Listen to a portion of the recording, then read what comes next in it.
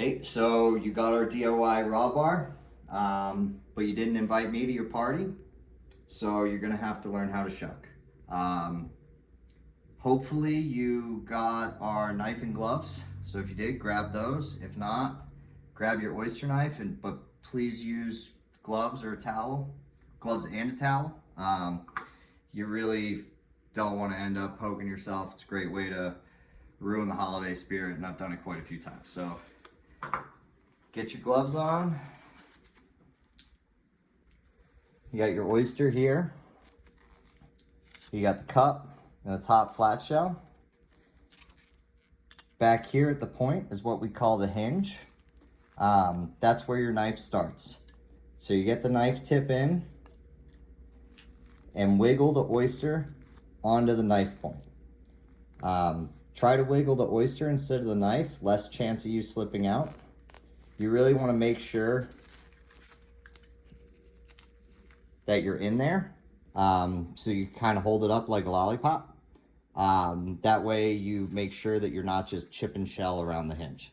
Once you have it like that, put it down on your cutting board and wrap your towel around it so you have extra leverage. I'm going to leave it unwrapped so that you can see what I'm doing. What you're going to do is push down on your knife and twist at the same time to pop the hinge. So down and twist. You're going to feel the hinge release. You pull your knife out, clean off the tip of any little bit of shell, and then go right back where you were. And now it'll be a lot easier to slip your blade in. And what we're doing now is cutting the top half of the abductor on the flat shell. So you get your knife in, angle it up towards you, and scrape along the top of that shell so that you leave as much meat in there as possible. Okay? That was perfect.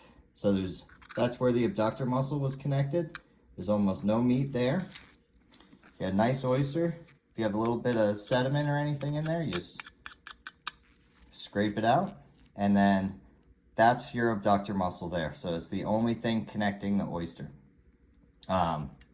So you take your knife and you just scoop under it to cut it.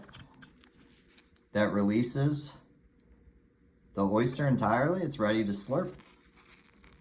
And then you just go and you plate it on your raw bar. And that's it. Pretty simple. After a few.